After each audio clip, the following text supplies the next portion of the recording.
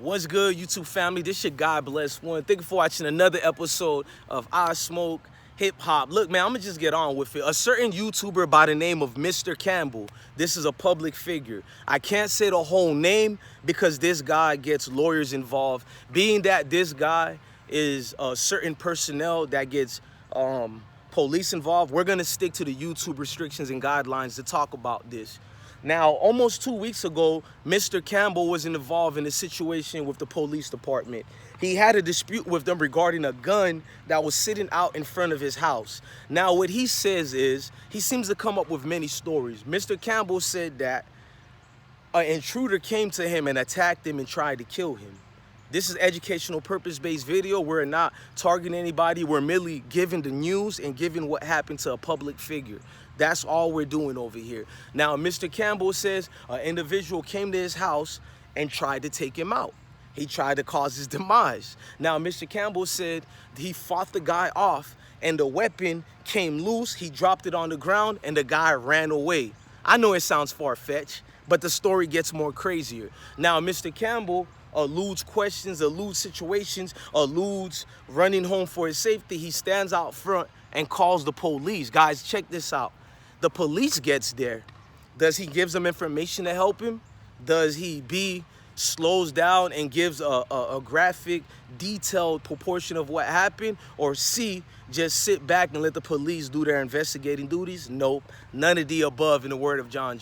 Mr. Campbell then chooses, we know the Black Lives Matter educational purpose, a lot of situations like that is going out of hand and people are talking about this and that. So it's a perfect climate for him. So what he does is engage in a back and forth with the public servants, which are the police officers, who, by the way, were professional, who spoke to him in the most mild professionalism I've seen in a while from policemen, and I have to salute those officers. But let's continue. Now, he calls the officers, they get there, he engaged in a back and forth with them. He accuses them of racism. He accused them of sending the guy who came to his house. He accuses the guy of being an agent that tried to kill him. He accuses certain people in his neighborhoods who set him up. So now he has to move. When all this is going on, the officers are trying to speak to him calmly. They're trying to calm him down. And I'm going to tell you guys the truth of what happened to Mr. Campbell. Now, Mr. Campbell is the ultimate clout chaser. Mr. Campbell portrays himself in front of the camera one way, and he claims he has three bodies on him. Mr. Campbell goes behind the scenes and calls the police on you guys. Mr. Campbell alleges other people are agents, but everybody in this community who has done agent behavior has been one person, and that's been Mr. Campbell. This is according to the information that we have. Now, what Mr. Campbell actually did was, you know, as Mr. Campbell, I hear a plane up there. Is that an agent? Because I guess everything is an agent now, right? Now, if you guys don't know, is Mr. Campbell likes attention. He does these little situations every 3 months. He gets drunk on $1 Budweiser beers, educational purpose, and he gets in a situation where he feels the attention is not on him enough, because Mr. Campbell doesn't like any light going on anybody else. He wants to steal the light for himself. So what Mr. Campbell did, you know, he's the lip gloss model. Mr. Campbell proceeds to engage in a irrational behavior, which a plan and idea that was so foul, so it was easy to detect. You don't have to have any professional certifications to investigate this case and come with the conclusion that we will have by the end of this video. Mr. Campbell is full of BS, ladies and gentlemen. Mr. Campbell strategically planned the weapon over there at the grass. No intruder was ever really there. Mr. Campbell did a far-fetched plan because he knows, regardless if the police believe him or not, it will engage him more with his supporters and brand new supporters, therefore making him some type of pro-black revolutionary leader. Oh, why do I say that? He knew the police was gonna come, and if he said he fought with the intruder and it was his gun, he would get in trouble. If he said it was the intruder gun, he knows he would have to give them information more detailed, therefore it would have come back on him and get him in trouble, which the police already knew it was his weapon. So what he does is he finds your typical baser. I'm gonna say baser. Y'all need to go Google what a baser is. He finds a base head and he pays the base head a couple of maybe $50, maybe $200 for an illegal weapon. And he takes that illegal weapon, make sure he cleans the print other than his prints are on the weapon because he engaged in a civil dispute with an alleged agent. So now he takes the dirty weapon, he trumps up this plot theory where the guy came and tried to kill him. He fought the guy off, and the weapon. Mind I tell you, if it was believable, you fought a guy with the weapon off, and he runs off. And you look at the neighborhood in the videos, all the windows are 8 by 10. I mean, I forgot what's the size, but one of those big old school windows in the 90s. All his neighbors have those. Now, this is like mid-afternoon or later. Don't quote me wrong on that. But the light was out, basically. It was very visible in the day. I don't care if it was morning or afternoon. The visibility was more clear than you needed. Shit, it probably made blind people like me become 20/20 off the bat. That's how clear of a day. And nobody spotted this individual running. They even had different police members of the public servant force walking through the neighborhood and asking questions. Nobody seen this alleged agent that Mr. Campbell idea that he said he found. And let's get further. The story get more juicy.